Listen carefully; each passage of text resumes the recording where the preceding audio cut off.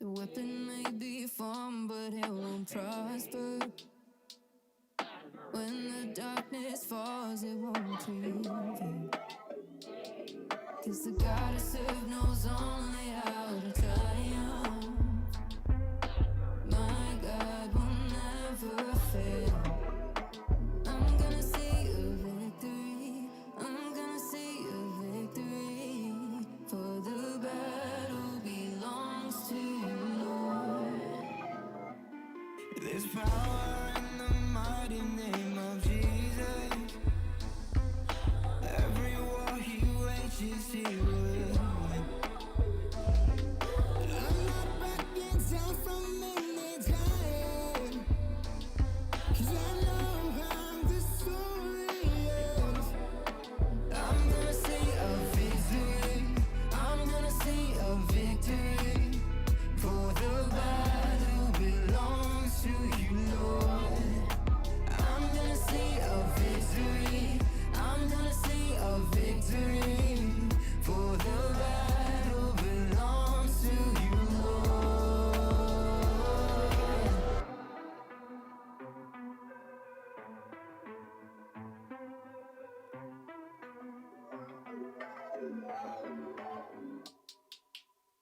You take what the enemy meant for evil.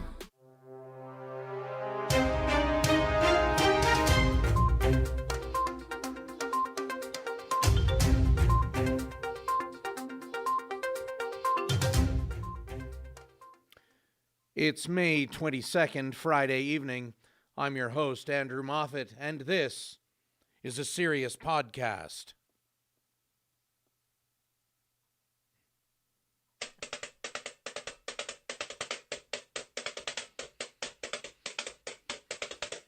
All around the country and coast to coast. People always say, what do you like most? I don't want to brag. I don't want to boast. I always tell them I like toast. Very nice. Yeah, toast! Yeah, toast! I get up in the morning about 6 a.m. Have a little jelly, have a little jam. Take a piece of bread, put it in the slot. Push down the lever and the wires get hot. I get toast. Yeah, toast! Yeah, toast! Now, there's no secret to toasting perfection. There's a dial on the side and you make your selection. Push to the dark or the light, and then if it pops too soon, press down again. Make toast. Yeah, toast!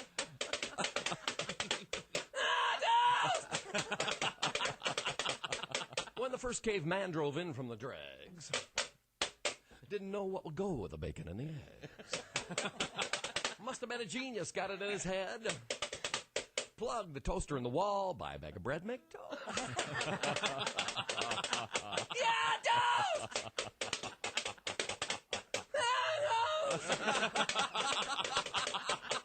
Oui, monsieur, bonjour, coquette. Oh, croissantez-vous ever? Maurice Chevalier, Eiffel Tower.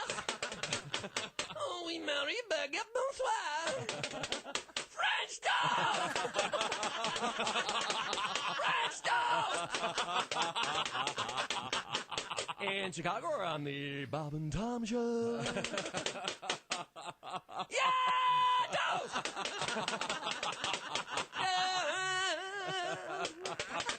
Toast.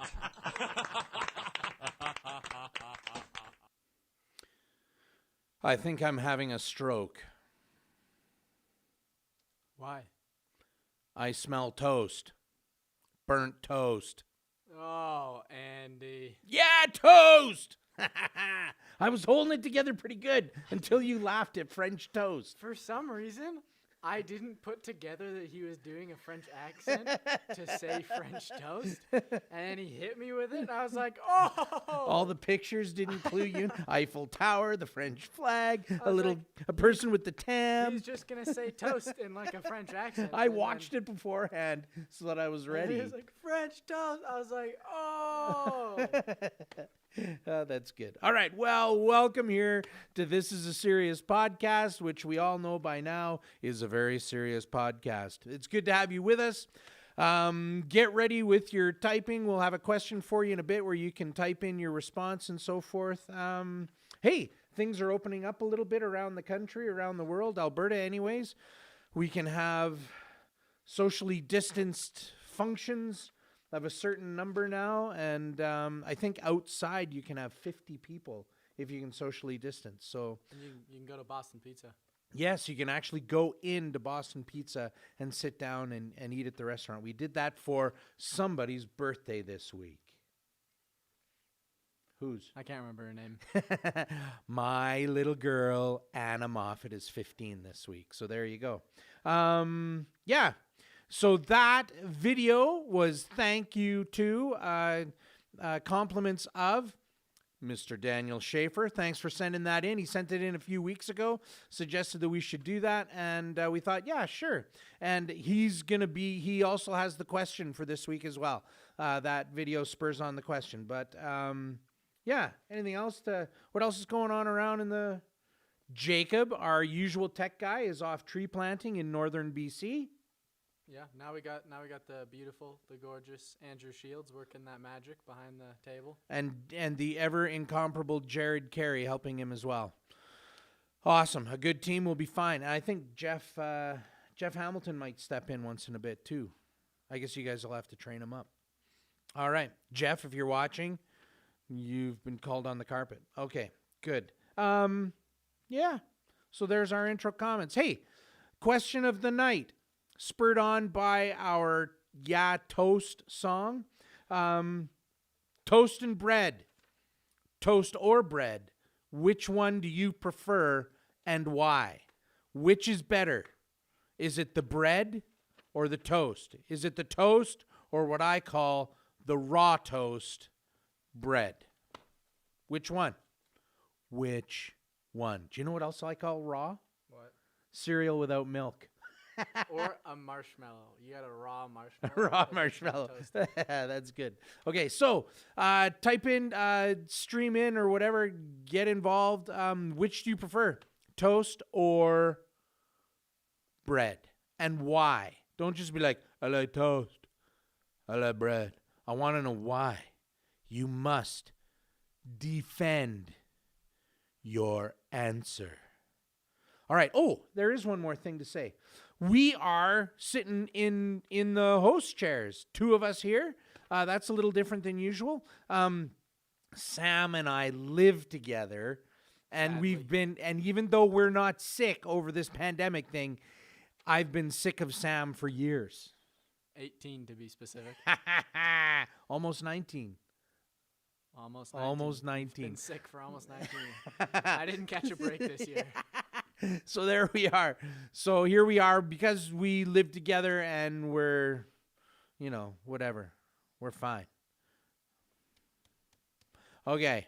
Why don't we send it over to Sam for our skit of the night?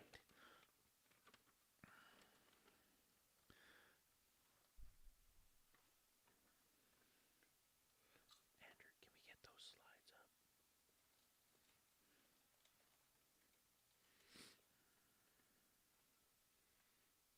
Hi. All right. Wait, just before you get started, Andrew, I think I put those slides in the wrong order. Maybe, whatever. Like between the devotional and the skit slides, but whatever.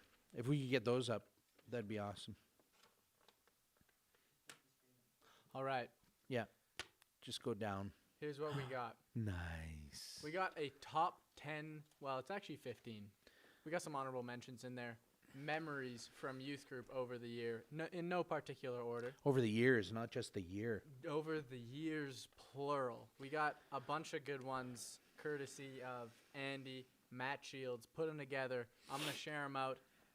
We're gonna talk about them. It's some good stuff. We've had some good stuff. This might take a little while because we're gonna end up telling stories. Yeah, stories. All right, here we go with the first one. The first memory. Serving and washing dishes for the missions organization. Sorry, I had to text my wife who was asking me a question related to the podcast. Sorry, what? Oh, yeah, there it is. Serving and washing dishes for the Missions podcast. Years ago, this is way back before any of the current youth members were maybe even alive. When Jackie Lytle, who's now Jackie Rice, and Catherine Riley and Deanna Michelis and that whole crew of people, we had this opportunity to do a fundraiser where we went down and served at a banquet. A youth mission was holding a banquet, and they needed people to come and serve the food and then gather up all the dishes and wash them. And it was at Foothills Alliance Church. And so what I did is I arranged to go down earlier in the morning, and we went to the Mustard Seed, and we did a tour of the Mustard Seed. Went to Peter's Drive-In for lunch because we were in Calgary. And then after that, we went and watched a movie in the afternoon, a Christmas movie, I believe it was, something on a matinee. And then from there, we drove up to Foothills Alliance Church to get ready. It was a cold day, and we got to the church. We had our change of clothes because we were supposed to wear black pants and a white shirt. We were ready to go. We had a bit of time to waste at the church, and we all went inside. We left our stuff in the church, in the van, or the Suburban that we had borrowed, and I locked the keys in the Suburban. And not only that, as we were coming up, when we pulled in, we realized that one of the radiator hoses on the Suburban had blown.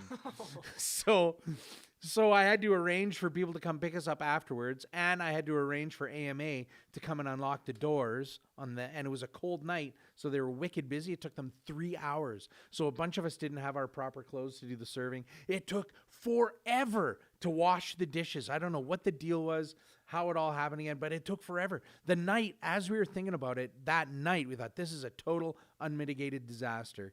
But it was one of those ones where, like, the next week you're killing yourselves laughing about it. And whenever I see people from that age, especially Jackie Rice, whenever we talk about youth group, I'm like, do you remember that time? She's like, yes, I remember that time. And we laugh. That's funny. Okay, so that's number one.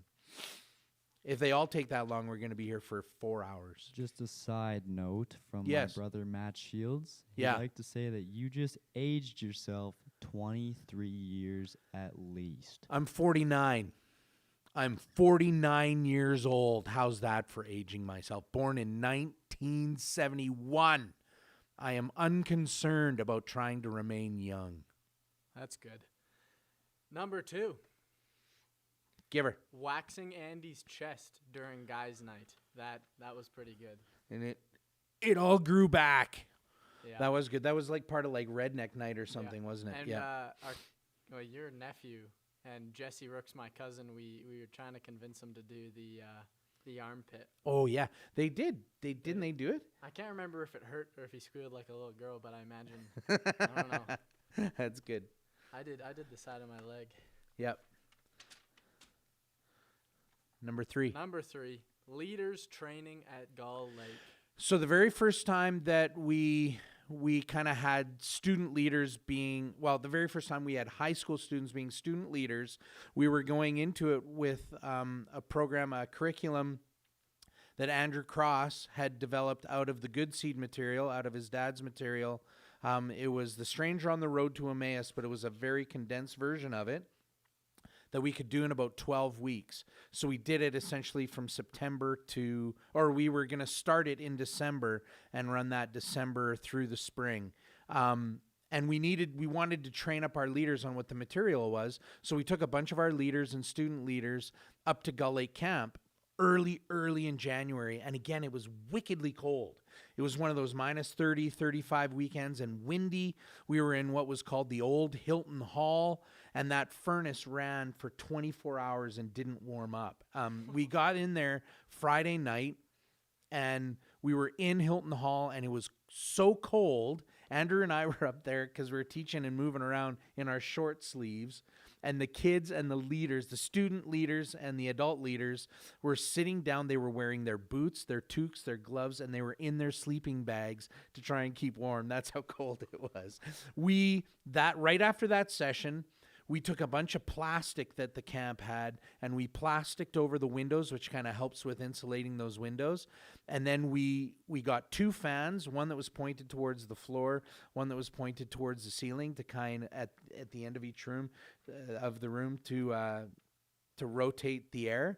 And then we lit the old big stone fireplace, and it was a big stone fireplace. And when you put a log on the fire, you didn't just put one on, you put 7 or 8 on, and we emptied the wood box by the end of the weekend. But by Saturday night, we were all in there toasty warm in our short sleeves. And after our sessions, we played a very memorable match of 4 on the couch. It was a great time. That was a great weekend. Nice. Yeah. Number 4. Number 4, couch trips. From bikers to being raised above heads. Yes. So we've done couch trips most summers for years, where the group grabs a couch, we walk to a different spot, different spots in town. Everybody gets around and on the couch, and we take a picture. It's goofy. There's nothing really to it, but one of the fun parts about it is you try and get as many people involved in it as you can. Strangers walking by.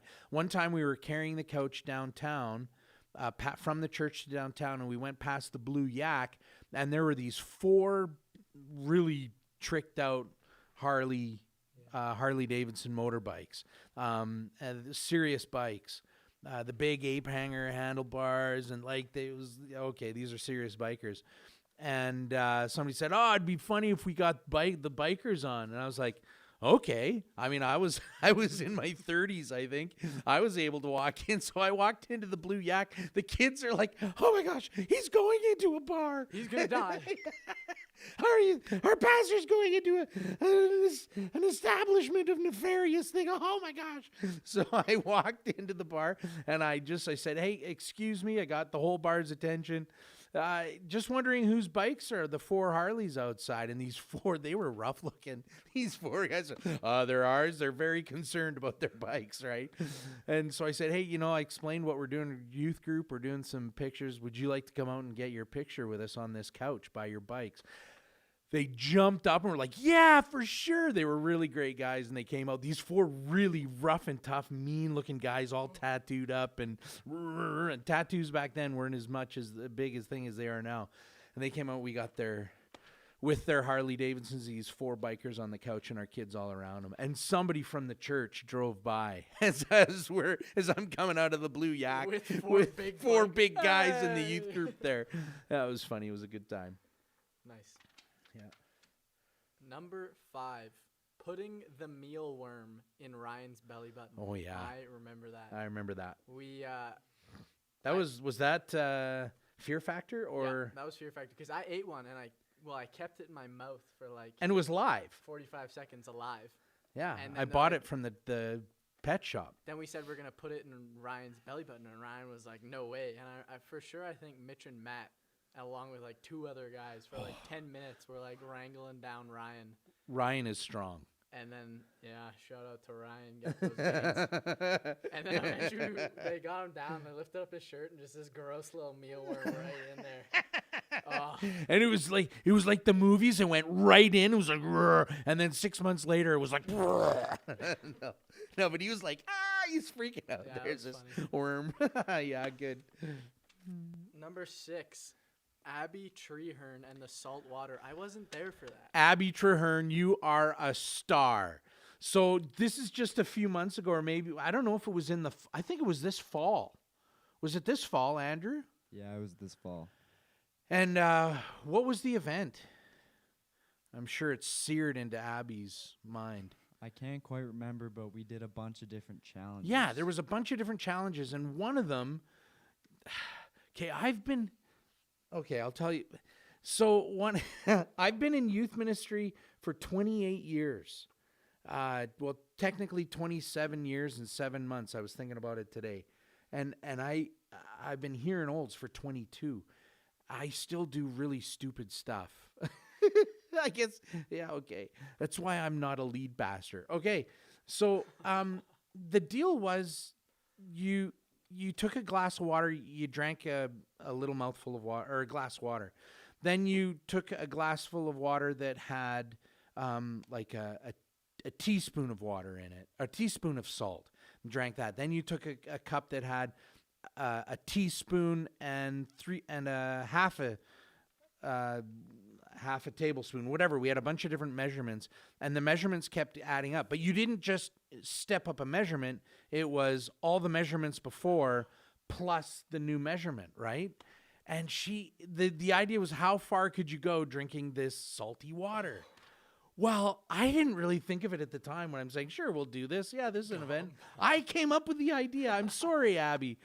But yeah, the salt compounded. I mean, that was really dumb that I did that. Not that Abby, you were such a trooper. What a chance. This is one of my highlights because she was like, I'm going to do this for my team because I want my team to win the competition. And she drank it back way more of it than anybody else did. And their team ended up winning the competition. But she felt so sick.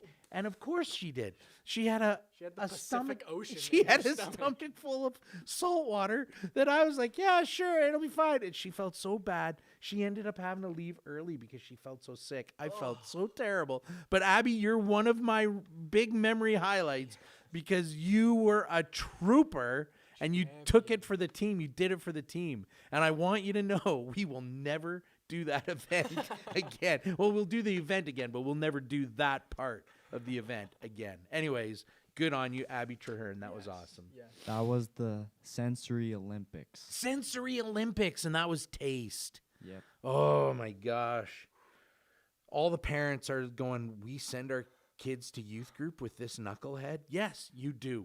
You do. We just lost all our Yeah, we viewers. just lost 80% of our kids. When we open up and we have youth group again, it's going to be just like this. It's going to be 3 or 4 of us, and we'll be done. Okay. All right, number 7. The summer Matt and Mitch planned youth and worked together, and especially the redneck night and bobbing for O. Henry's. Oh, I remember bobbing for O. Bobbing Henry's. for O. Henry's.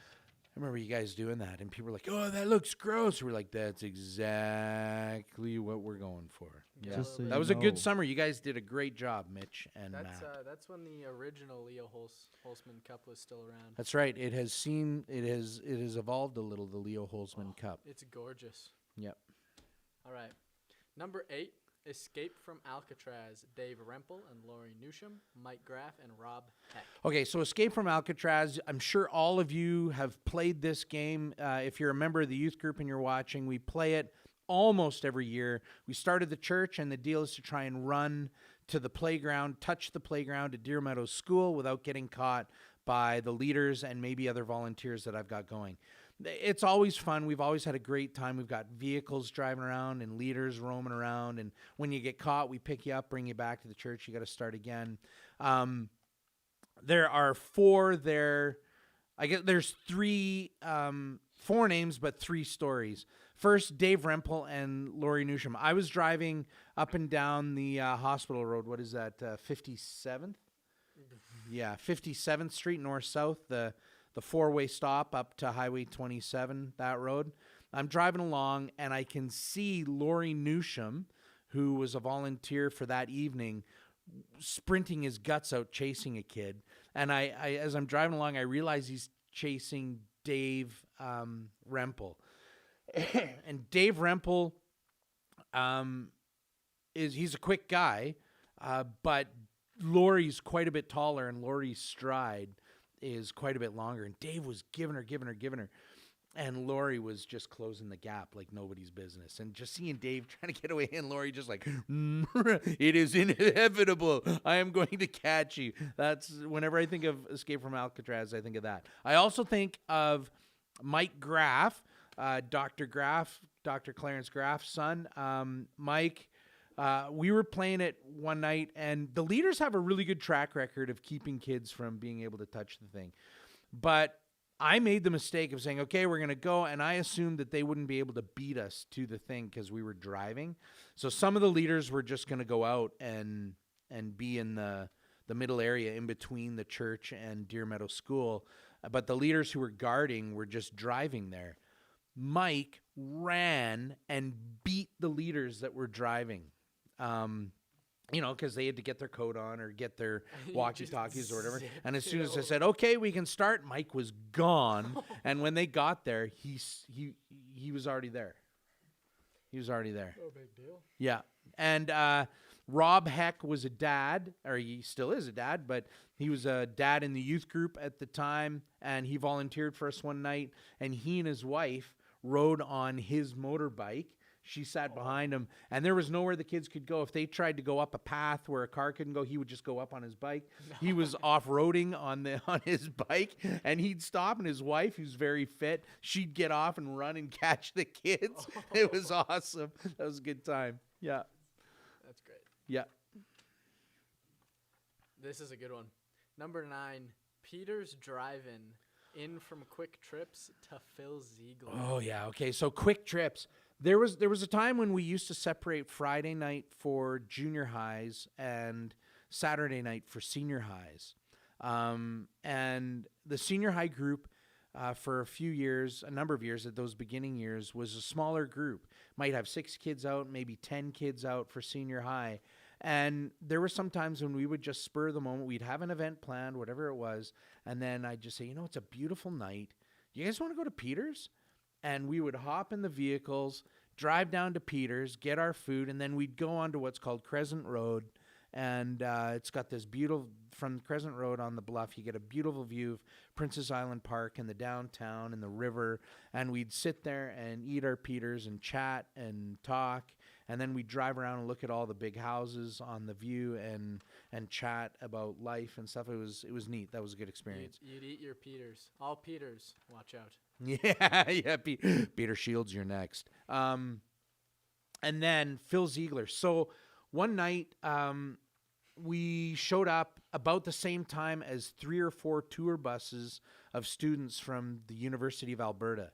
They had driven from Edmonton down to Calgary, stopped in Calgary at Peters. It was their tradition on this ski trip. And then they were heading on to Banff to go skiing.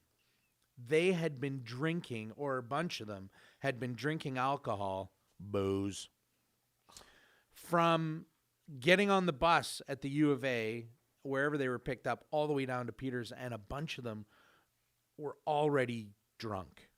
And there was one guy who he was a little bit shorter than I am, but you could just tell he was a tough guy. And it was a cool night, and he was just wearing shorts. Well, they were going skiing. It was in the winter. He was wearing shorts and a muscle shirt, and he was tough. And I could see already a few times guys would bump into him, and he'd be rough with them and push them around, and he was threatening, and it was like, oh my gosh, this guy is a powder keg getting ready to blow. And we're standing there, and Phil Ziegler at the time, Phil's taller than I am now, and he's a solid guy, physically solid guy. But back then, he was just in junior high. He was just a little punk. And he was telling a story, and he was, talking with his hands. He put up his hands like that and clocks that guy right in the face. And I'm like, oh my gosh. I'm gonna die. And it was like the whole world just went slowed down. And I'm looking, and I had some of my leaders. There was like Ron Ross was there. I believe Paul Hildebrandt was there. John Weigum was there with us for the night. These are strong guys, good-sized guys. John Weigum, I wouldn't want to mess with that guy anywhere. But, I had some pretty imposing guys with me. But Andy Boffey might have even been with me at the time. And he's a big man. And sizing them up. yeah, and I'm like, okay, I've got some guys. But there's 30 of them. and I'm like, okay, tonight's the night that I die, and I die protecting Phil Ziegler, which, hey, Phil, I would have stepped in if that's what it came to. But I just want you to know, I would have been like the Maginot Line in France. I would have been done in a day. I would have been done quick. and thankfully, so the guy, Phil raises his hand, hits the guy in the face. And the guy looks at him, and I'm like, oh, no. And he looks at him, and he's studying him for a second, and Phil's just got this look of, oh my gosh, I hit that guy. And he's like, oh, and here, come over here. And the guy just looks at him and goes, just like that, and then walks away. And I was like, oh, thank you, Lord. Thank you, Lord. I will see my family again. Yeah, that's good stuff. Yeah. Number 10, catching the boys in their prank prep. We're at a retreat, First Baptist Olds, High River Baptist. I think Pinoca was there, Bonneville? and Bonneville was there. It was just our own little retreat. We'd rented the camp on the Friday night or Saturday night. Saturday night. Saturday afternoon, Mitch is putting together a bunch of his sparkler bombs, and he's got Matt and I don't know who else was, Peter maybe. Some of those guys, those leaders, were helping him put them together. And I thought I'd check in and see how they're doing. So I walked into, they're in one of the pod cabins. I walked into the pod and said, hey guys, how's it going? You're doing all right? Yeah, we're doing okay. And something seemed a little bit, I don't know, just they were doing a really good job of keeping it together, but something just seemed a little bit weird. It was just this little, it wasn't a huge red flag. It was more like one of those little red pennants or one of those little flags that Green Drop puts on the yard. Like just a pink. I was like, what's going on? I'm like, how's it going? They're good. I'm like, okay, what's with you guys? And then I look down and there's an air horn with a zip tie around the button to squeeze. I'm like, hey, what's this? I pick it up, and now the red flag's getting bigger. It's starting to turn into a banner, one of those big husky flags that you see, Canadian flags, those huge ones. I'm like, what's going on? And they're not saying anything. And I'm like, all right, you guys, what is this? And they're like, oh, they're like, it's this air bomb thing. You fix the zip tie around the button, and then you go up to a guy's cabin, you pull it tight and throw it into the cabin so that it just keeps going and they can't turn it off. I'm like, oh, great. I was like, who are you going to do that to? And they're like, you. I was like, oh, no. And then what else did they have going? I think they changed their mind to do it to the High River guys, but then a kid got sick. No, they were going to do it. Oh. They had something else that they were going to do. Yeah. They were going to throw one into the Bonneville guys. Yeah. I was like, they're new to our retreat. You're going to throw it into the Bonneville cabin? They're like, yeah. Because that's the other one they were going to do. I was like, you don't know. I was like, one of their guys is sick. Yeah. And they're like, oh. So I walked in and ruined their pranks. But in a way, I saved myself and the sick guy. Yeah. All right. You got something, Andrew? Well, according to Matthew, he says, 1, I will neither confirm nor deny that this ever happened. It did. And 2, he said we were just going to do it to everybody. Oh, okay, whatever. The sick guy. The sick guy. Picking on the sick kid. Picking on the sick kid. How are you doing, Matt? I hope you're feeling better. He had a bad headache. This one is from Matt, and it's very personal for Andrew, Jared, and I. It's leading the same small group for like 3 years in a row, and that was our small group. You're to blame. Yeah, we turned out Matt bad. Shields is to blame for this. Yeah. That's good. I can drop all responsibility now. I can blame Matt Shields. That's cool. That's awesome. Our grade, Jared and I, the other guys just only wanted to talk about airsoft in junior high or Minecraft. They all the time, and Matt was a man of great patience. Attaboy, Matt. Matty Mahatty. All right. Number 12, the pasty white thighs. Oh, we did a talent show, and the Pasty White Thighs was a group at the end of the night, and it was comprised of Josh Carey was in it. I don't know if maybe Mitch Kelsey at the time, the Whiteford girls, Chantel and Christy. There was a bunch of them, and I'm sorry. I know I'm forgetting names, and I apologize. Did you have some names? Hudson Riley, was he in it? There was, and Mandy Carey, yeah, Mandy Adams. There was a bunch of people in it, and they did a cover of Jesus is a Friend of Mine by the group called Sunseed. So if you go to YouTube, you're on YouTube right now, but if you later you search Sunseed, spelled S-O-N, seed, and search Sunseed, Jesus is a Friend, it'll come up, and you'll know.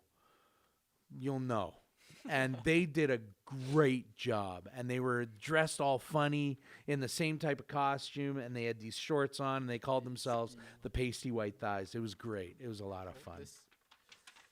Number 13, Ron Ross, Library Door, and Ronnie Centurion. I've had a lot of really great leaders, and they all distinguish themselves in different ways. They've all got gifts and talents and abilities that I'm always thankful to have. Ron Ross had a number of gifts and abilities. One of them is just he has an exceptionally keen sense of humor. He is, I think, the funniest man alive. He reminds me a lot of his humor. He reminds me a lot of Jack Black. When I watched Kung Fu Panda, the humor just made me think of Ron Ross. I was just like, oh my gosh, that's Ron. And I laughed so hard at Kung Fu Panda because all I could think of was I could see Ron doing this. Loved it. So 2 stories with Ron. I had, for a long story, well, it's a short story, but too long for tonight.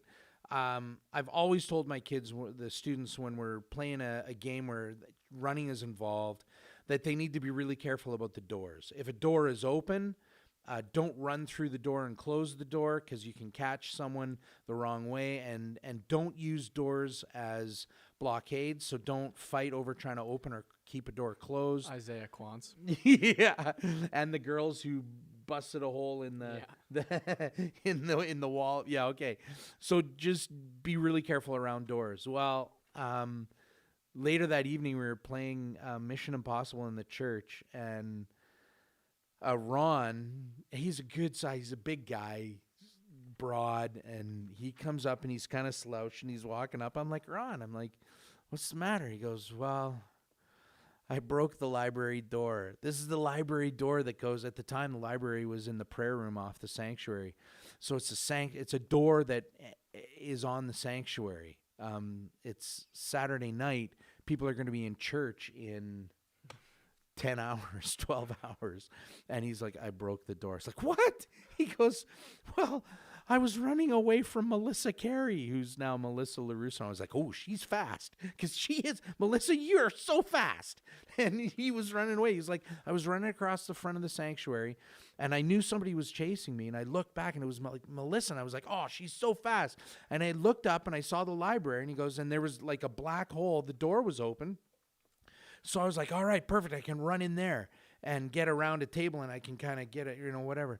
And so he says, I put my head down. I started running as fast as I could. He goes, at the last second, I looked up, and I saw library, which was the nameplate on the closed door. And he all he had time to do was go, ah! And a big guy goes, bang, right through the door. I was like, well, let's go take a look. So we go take a look, and the door, it was a hollow core door that he pushed the wrong way through. Oh my! No, I guess it was the right one. That door was weird. But whatever. It was the front piece of the door, like the broad side of the door, the fascia, whatever you want to call it, was ripped off, and it was ripped, and I was like, oh my goodness. So I thought, we got to fix this because there's church tomorrow. So the kids all go home after youth group. Ron and I go and we knock on his brother-in-law's door, Marlon Redpath, really good friend of mine. And he had a brad nailer. I didn't have one yet. I was like, we need some wood glue and a brad nailer. And he looks at us. It's like 10:30. He's like, what are you doing? I'm like, we need this. He's like, okay. So we borrow his brad nailer, glue up the door. And we even glued up, thankfully, the rip in the door, it just was right. We could glue it and it looked okay. And we hung that up, and it just got taken down and replaced couple years ago. That door hung that way and you couldn't tell. If you opened it and you looked up, you could see some of the brad nails, but it held for a long time. The other thing about Ron Ross is we did a thing on the armor of God, the helmet and the breastplate of righteousness we shot videos where we had him. He played this guy called Ronnie the Centurion, and each week he put on a new piece of armor, and each week all the bad stuff, the temptation and all that sort of stuff would come and beat up on Ronnie, and it was Sam and Jake and Alistair Barron, I think, was the three of you guys would come and beat him up. I mean, you guys were just 3, 4, 5 years old, and we get videos of these guys. That was a lot of fun. I was looking for those videos today. I've had a couple of computer changes over the years and some hard drive troubles over the years. I'm not sure I have them anymore, but they were very funny. Okay, boy, this is taking a really long time. How long have we been on the air? 43 minutes. Oh my gosh. You guys must be just like, hurry up, Andy. You are so boring. But okay, let's go. Might have to skip the story. No. Okay. Number 14, the answer a grade 7 boy gave to being asked what fears life had brought their way. So we were asking the question, a large group of students in the foyer. We were doing our devotional, and I was just asking them about fears. It was serious. Dude. It was Like, it was a serious. It was a somber room though. Like it was Yeah. a serious grip, like always. But the room was like very like okay, like let's get down to earth with each other. Yeah, and yeah. be very. And I asked the question, so what are some of your fears? And the answer was, from a young grade 7 lad, The husky girl in gym class. the husky girl in gym class. and it wasn't quite as serious a room after that. And like I was losing it, but I was at the back. Matt said he was pretty much falling out of his chair, and you were up there, and you were just like pretty hard trying to keep your composure. And Yeah, like, that was a good time. yeah. Okay. Oh, that was funny. The last one, number 15, 3 final bits from Andy. Seeing the students mill about. Okay, so seeing the students mill about, one of my favorite things all the time, favorite memories over the years is the pre-event leaders meeting we have. We talk about what's coming and so forth, get ready for that. And then we walk out of the fireside room and all the students are there talking and chatting and the leaders join them. And there's 10 or 15 minutes of just milling around talking. I love that. That might be one of my favorite parts of the night. The leaders. As I said earlier, talking about Ron Ross, I've had some really great leaders over the years. And I can think back through the years when we first started out, my wife Jenny helped, and she was awesome. And we had Trevor and Julie Quantz helping with us at that time. And there have been so many others over the year, Paul Hildebrand, Andrew Cross, Ronnie Ross, Josh Carey, Ryan Carey, Mandy Carey, Melissa Carey, Mandy Adams, Melissa LaRusso, Julie Carter? Julie, she was the Good Seed gal, and then there was Renee and Kathy Wilson and Katie Housick and Amber Dowell. So many different leaders. And then all these student leaders. Many of those leaders I named were student leaders at one time. And then there was Andy Boffey and Dan Boffey and my kids, the Carey kids, the Pearson kids that have come up, and the Shields boys, all 3 of them being leaders. It's just, I've had so many good leaders, and so many good leaders now, so many good leaders over the past. Youth group would not be what it is without that group of people. And he will continue to have good leaders in the future. Yes, I hope. So many spiritual moments. There have just been some really great spiritual moments over the years, and I hope that there are many, many more. All right, well, that is a really, really extended top 10. It became much more than we expected, but hopefully it wasn't too boring for you. Listen, that is going to be our question next week. I don't want you to write in tonight telling us your youth group memories, but that will be our question next week. What are your youth group memories? Okay. What's next? That was the skit? What have we got? Is it the Devo? No. No, I dropped my pager. We've got a shouldn't I? prayer. The prayer. What is the prayer prompter for this week? End of school year. Yes. Let's pray for the end of school year this week, guys. Lots of you are finishing up. Some of you are finishing up high school. Some of you are transitioning into a new year. It's kind of different this year. We all know. And just pray that you guys finish strong. You don't have exams, so that's good. But, yeah, pray for everybody involved in that. Yeah. Yeah. Tough year for the grads. I feel bad for you guys. I feel sorry for you. It's tough. But good on you for 12 good years and a good year this year finishing up. Proud of you. All right. So the devotional. We can flip back to that slide you had up before, Andrew. So this week for our Monday, Wednesdays, well, hello, it's morning. We've been talking about this book, Alive 2 by S. Rickley Christian. I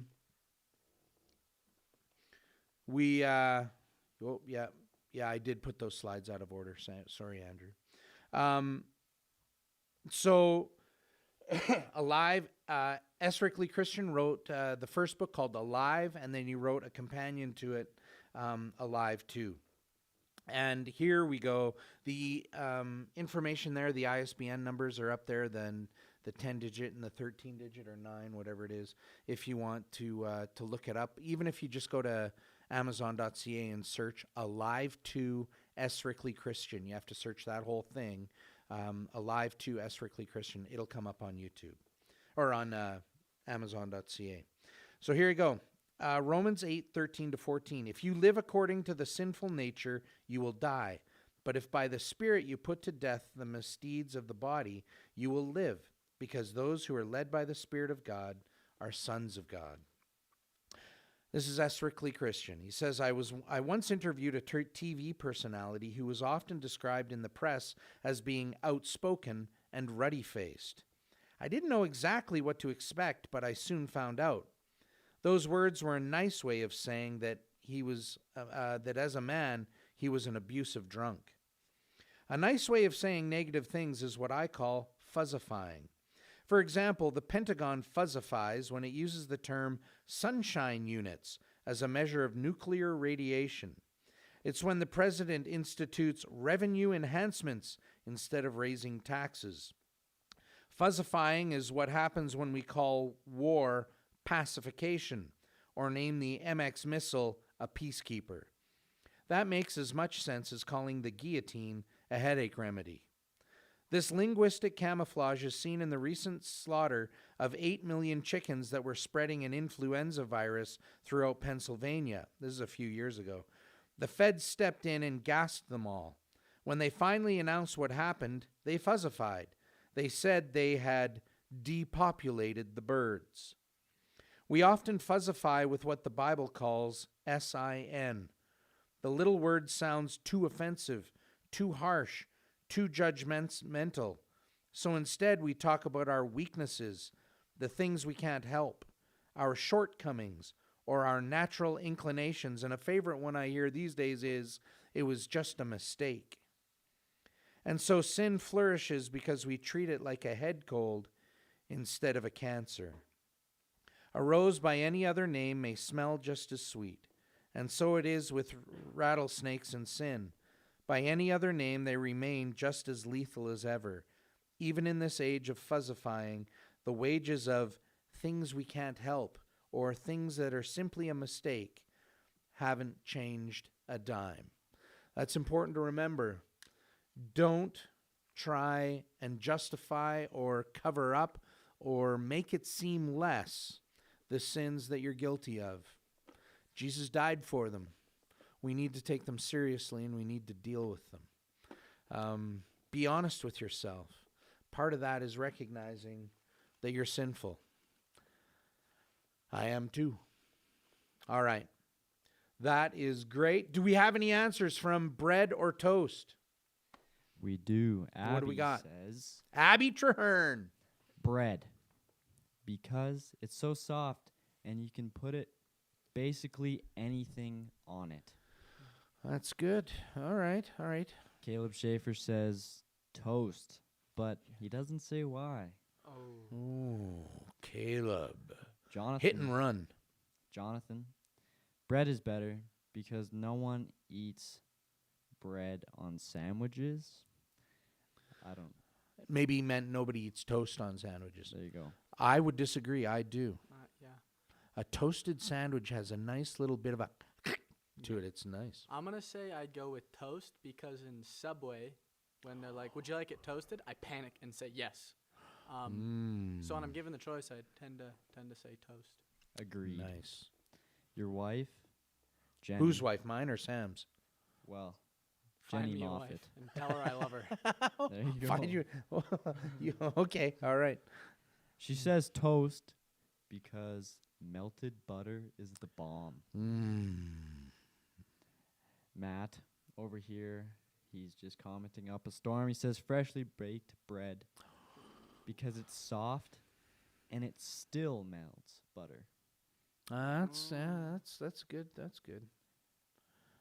The response from your wife was, but yes, Matt, fresh baked bread is also the bomb. So she is in agreement, but She's equivocating. She's been swayed. She is like lukewarm water, sitting on the fence. She can't make a decision. Honey's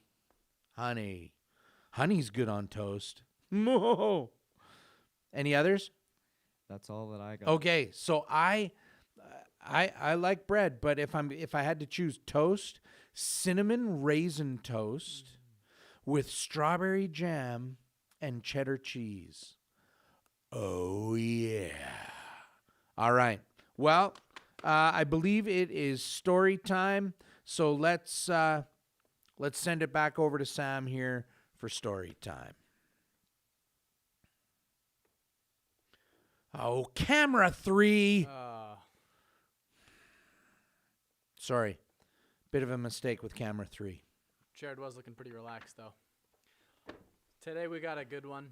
If you want to see a really funny video, search the Wonky Donkey, and you just got to search it. Someone else reads it, really good. The Scottish mum, or is she Australian? I think she's Scottish. The Scottish mum, or grandma. Scottish grandma is awesome. The She's Wonky really Donkey. funny. The Wonky Donkey. Words by Craig Smith. Illustration by Katz Cowley. I was walking down the road, and I saw a donkey. Hee-haw. And he only had 3 legs. He was a wonky donkey. Oh, the poor donkey. I was walking down the road, and I saw a donkey. Hee-haw. He had only 3 legs and 1 eye. He was a winky wonky donkey. That bird was doing a great job caressing that eye. That's pretty delicate. I was walking down the road, and I saw a donkey. Hee-haw. He had only 3 legs, 1 eye, and he liked to listen to country music. He was a honky-tonky winky wonky donkey. I was walking down the road, and I saw a donkey. Hee-haw. He had 3 legs, 1 eye. He liked to listen to country music, and he was quite tall and slim, malnourished. He can't catch a break. He was a lanky, honky-tonky, winky, wonky donkey. I was walking down the road, and I saw a donkey. Hee-haw. He only had 3 legs, 1 eye. He liked to listen to country music. He was quite tall and slim, and he smelt really, really bad. He was a stinky dinky lanky honky tonky winky wonky donkey. I was walking down the road. You gotta pick a different road. And I saw a donkey. Hee-haw. He only had 3 legs, 1 eye. He liked to listen to country music. He was quite tall and slim. He smelt really, really bad. And that morning, he got up early and hadn't had any coffee. He looks just distraught. He was a cranky, stinky, dinky, lanky, honky, tonky, winky, wonky donkey. I was again walking down the road, and I saw a donkey. Hee-haw. He only had 3 legs, 1 eye. He liked to listen to country music. He was quite tall and slim.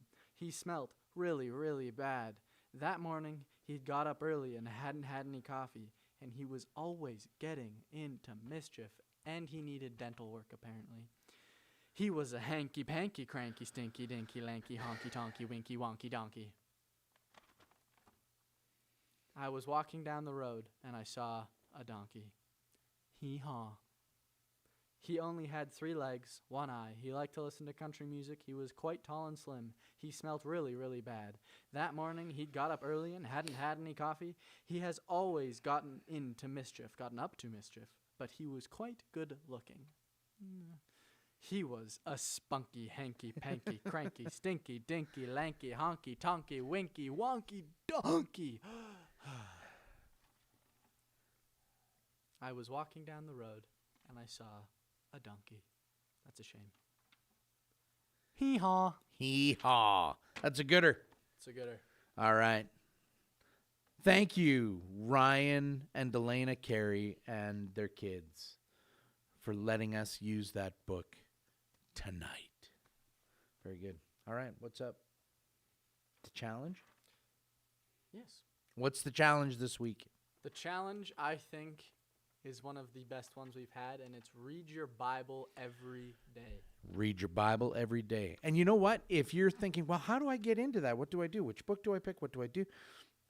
If you go to the First Baptist Church website, firstbaptistolds.ca, click on Ministries and bring up the Student Ministries page. There's a downloads link, and that will take you to a place where you can find some Bible reading plans. There are a number of different plans there. There are some from the Old Testament, the New Testament, and then some that are a spattering all over the Scripture. There's 3 different sections there. Some of them are like 30 days in the Bible. Some of them are a year through the Bible. Some of them are on shorter books, and there's 7 or 8. So maybe one of those would do you, but there are options there, so have a look. It can be done, and it's worth it. Totally worth it. Yep.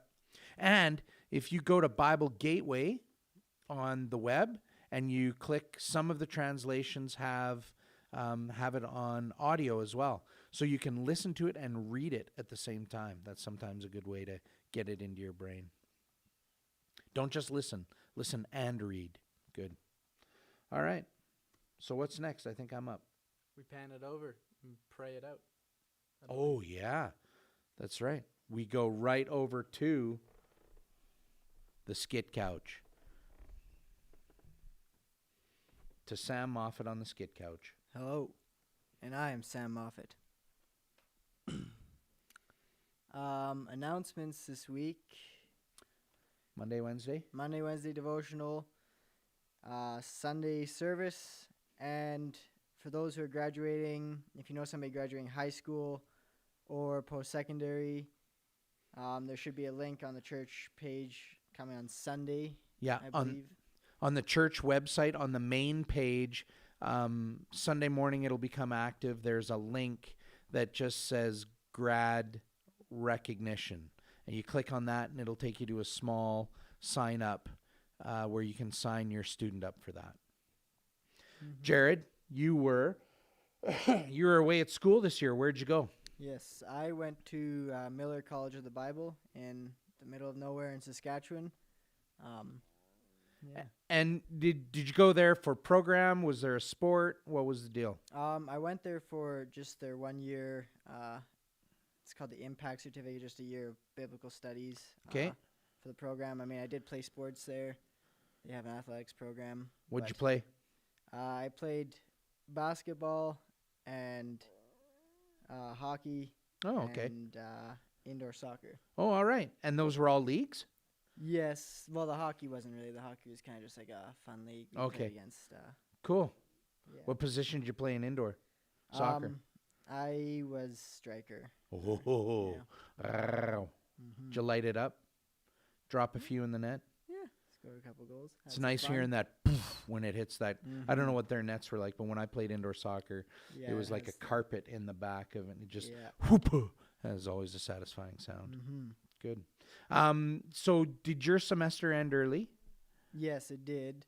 We ended about a month early. We did some online studies. Okay. Well, not really studies, but just assignments Yeah, more so. yeah. And so ended the assignments the first week of April. So yeah, we ended a little early from the actual campus. But Okay. All right. Awesome. Well, Jared, why don't you? It was awesome having you tonight. Did a good job on the couch there. I know we were configured a little differently. Why don't you close us off in prayer? Yes. Dear Lord, we just thank you for this day and this opportunity that we were able to have to just get together virtually and experience just some fun and seriousness and just digging into your word.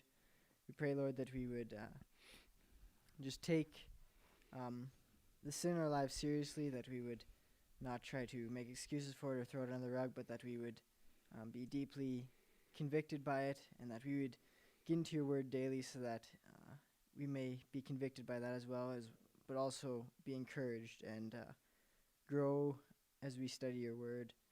I just pray for the youth this week, that you just be with the students wherever they go, and the leaders as well, and just be with the church as they deal with the summer and the restrictions and dealing with how things are going to look going ahead in the future. Just be with those making those decisions, and just give everybody a good week. Give us all a good weekend, and be with us and guide our steps. Just pray this in your name. Amen. Amen. Thanks, Jared. Thank you for joining us for This is a Serious Podcast. See you next week.